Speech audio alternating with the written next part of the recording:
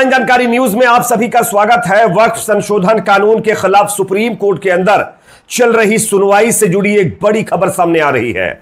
यहां पर बीजेपी की मुश्किलें बढ़ती जा रही हैं। मोदी सरकार की तरफ से जो वकील अपनी दलील सुप्रीम कोर्ट में रख रहे हैं, सॉलिसिटर जनरल तुषार मेहता, उनको अपनी दलीलों के लिए माफी मांगनी पड़ी है। यह पहली बार हुआ है जब किसी कानून का पक्ष सरकार के वकील रख रहे हैं, वो बेचारे ऐसा तर्क दे देते हैं जिसकी वजह से उनको माफी मांगनी पड़ती है। आगे मैं आपको बताऊंगा दरअसल ये माफी क्यों मांगनी पड़ी है। साथ ही साथ विपक्ष की तरफ से वक्फ के द्वारा जो वकील हायर किए गए हैं, जिसमें कपिल सिब्बल साहब, मनोज सिंघवी साहब है, हुजैफा साहब भी हैं, धवन साहब भी हैं, उनकी दलीलों का जवाब बीजेपी और मोदी सरकार के वकील नहीं दे पा रहे।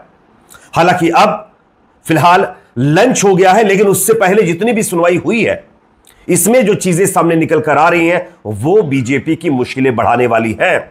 सीजीआई की भी टिप्पणी सामने आई है, यह भी हम आपको बताएंगे। उससे पहले आपको क्या लगता है दोस्तों, क्या यह कानून रद्द होना चाहिए या बरकरार रहना चाहिए? कमेंट सेक्शन में आप अपनी राय जरूर रखिए। और अगर आप भी चाहते हैं कि हमारे देश में नए नए कानूनों की बजाय सरकार को फोकस गरीबी, बेरोजगारी, महंगाई पर करना चाहिए, अगर मेरी इस राय से आप सहमत हो तो प्लीज इस वीडियो को लाइक जरूर करिए और चैनल को सब्सक्राइब भी करिए और इसको शेयर भी करिए। अब बात करते हैं पहले अपडेट की। देखिए, फिलहाल लंच का टाइम हो गया है, फिर उसके बाद सुनवाई शुरू हो जाएगी, लेकिन इस बीच जो कुछ भी हुआ है वो शायद बीजेपी और मोदी सरकार के वकील कभी नहीं भूल पाएंगे। तीसरे दिन की सुनवाई chief justice of India Gavai साहब, मसीह साहब के समक्ष हुई। सॉलिसिटर जनरल तुषार मेहता ने एक तर्क दिया कि यह कानून गैर मुस्लिमों को भी जमीन दान करने से नहीं रोकता, लेकिन 5 साल मुस्लिम प्रैक्टिस का होना जरूरी है। अब आप बताइए कि अगर सरकार यह कह रही है कि गैर मुस्लिमों को भी जो है जमीन दान करने से कानून नहीं रोकता, लेकिन दूसरी तरफ सरकार कह रही है इस कानून में कि 5 साल मुस्लिम समुदाय में यानी धर्म में प्रैक्टिस वाला इंसान होना चाहिए, तो सवाल यह खड़ा होता है कि अगर कोई हिंदू भाई अभी दान करना चाहे तो पहले 5 साल जाकर के इस्लाम धर्म की प्रैक्टिस करे, उसके बाद वो दान दे। मतलब ये उलझाने वाला मामला यहां पर देखने को मिला। इसके बाद सॉलिसिटर जनरल तुषार मेहता ने कहा वक्फ को खत्म करने की कोशिश उनकी तरफ से की गई है। वक्फ जो है उसको ट्रस्ट में कन्वर्ट करवाने का प्रयास सॉलिसिटर जनरल तुषार मेहता की तरफ से किया गया है और उसी तरीके से वो दलील रख रहे थे। साथ ही साथ सॉलिसिटर जनरल तुषार मेहता ने सुप्रीम कोर्ट से अपील की कि सीजीआई से कहा कि आप इस कानून को लागू करने में हमारी मदद करें, इस पर रोक ना लगाएं। यह बहुत अहम टिप्पणी है। यानी मोदी सरकार के वकील ये रिक्वेस्ट कर रहे हैं सुप्रीम कोर्ट से कि प्लीज मिलॉर्ड, इस कानून को रद्द मत करिए, इसको लागू करने में हमारी मदद करिए आप। तो आप समझिए कि इनकी दलीलें जो है वो कितने हद तक टिकती नजर आ रही। इसके साथ साथ मेहता साहब ने यह भी कहा कि दूसरे देशों में वक्फ नहीं है तो हमारे देशों में इसकी क्या जरूरत है।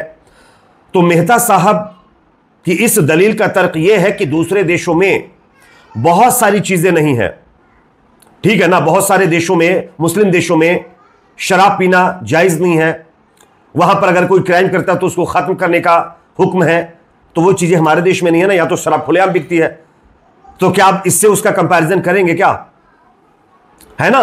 तो मेहता साहब जो मोदी सरकार के वकील वो कह रहे हैं कि दूसरे देशों में वक्फ नहीं है तो यहां क्यों वक्फ रखा जाए, यहां भी वक्फ की जरूरत नहीं है, तो ये तर्क दे रहे हैं।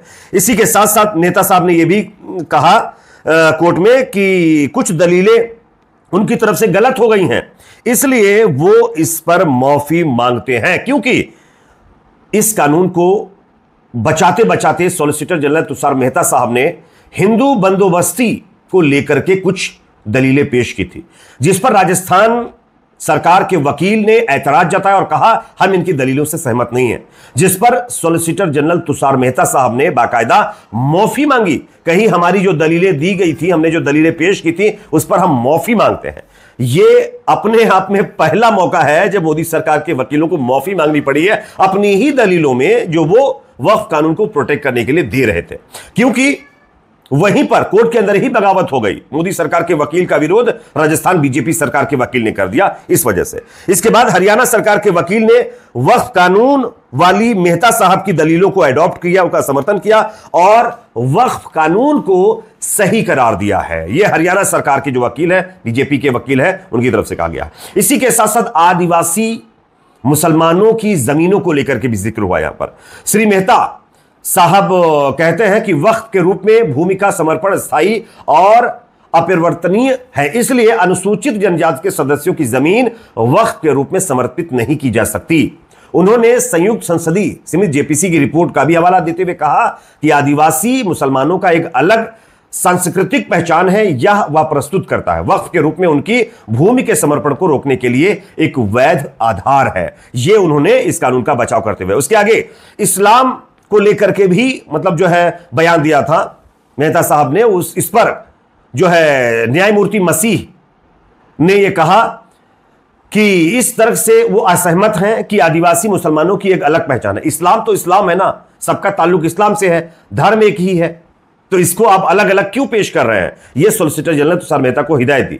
इसी के साथ साथ आदिवासी मुसलमानों को वक्फ बनाने से रोकना एक सुरक्षात्मक उपाय मोदी सरकार के वकील ने बताया। श्री मेहता जी कहते हैं राज्य आदिवासी समुदाय की रक्षा के लिए आदिवासी भूमि के हस्तांतरण को प्रतिबंधित करता है। यानी ये जो कानून है ये आदिवासी समुदायों की रक्षा के लिए कहीं ना कहीं बहुत उपयोग वाला है और यह आदिवासी भूमि के हस्तांतरण को प्रतिबंधित करता है। उनका तर्क है कि अन्यथा कोई भी मुतवल्ली वक्फ संपत्ति का प्रबंधक बन सकता है और अपने नुकसान के लिए वक्फ का दुरुपयोग कर सकता है, यह कहना है उनका। इसके बाद देखिए 2025 के अधिनियम के खिलाफ आदिवासी संगठनों से कोई याचिका नहीं, यह बात भी सॉलिसिटर जनरल तुषार मेहता ने कही। उन्होंने कहा कि जो आदिवासी मुसलमान हैं या आदिवासी जो संगठन है उनकी तरफ से इस कानून के खिलाफ कोई याचिका देखिए मिलौट नहीं आई है, तो हमारा जो ये कानून है बहुत अच्छा है, इसलिए याचिका नहीं आई है। मतभेद कानून पर रोक लगाने का आधार नहीं, ये भी बात मेहता साहब की तरफ से कही गई है।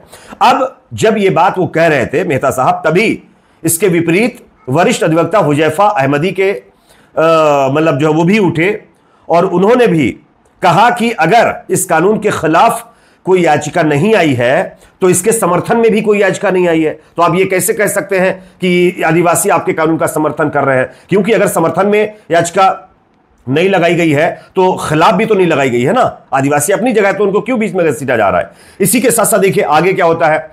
हम 1995 के वक्फ कानून को चुनौती देने वाली किसी भी याचिका पर सुनवाई नहीं करेंगे, यह सीजीआई की तरफ से स्पष्ट कहा गया है। गवाही साहब ने स्पष्ट किया कि अदालत वक्फ अधिनियम 1995 को चुनौती देने वाली किसी भी याचिका पर सुनवाई नहीं करेगी और कार्यवाही 2025 के संशोधनों तक ही सीमित रहेगी। तो यह अपने आप में काफी अहम बात उनकी तरफ से कही गई है। तो इस तरीके से फिलहाल बहस लगातार जारी है। फिलहाल लंच का टाइम हो चुका है और लंच के बाद फिर से सुनवाई होगी, तब फाइनल जजमेंट आज शाम तक शायद 4 बजे तक आ जाएगा, ऐसी उम्मीद लगाई जा रही है। लेकिन जिस तरीके से दलीलें रखी जा रही हैं उससे ऐसा प्रतीत होता है कि सरकार के जो वकील हैं वो सही से प्रैक्टिस शायद करके नहीं आए थे, इसलिए उनको माफी मांगनी पड़ रही है। वो जो दलील रख रहे हैं उसके दलील रखने के बाद थोड़ी देर वो सोचते हैं, उसके बाद फिर उठकर खड़े होकर माफी मांगने लगते हैं कि सर हमने ये गलत दलील रख दी है। तो इस तरीके की चीजें फिलहाल हो रही हैं। अब देखना है लास्ट तक क्या होता है। आप कमेंट में इस पर अपनी राय जरूर रखिए। जैसे ही कोई और अपडेट आता है हम आप तक उसकी भी जानकारी पहुंचाएंगे। तब तक देखते रहिए ऑनलाइन जानकारी न्यूज चैनल को।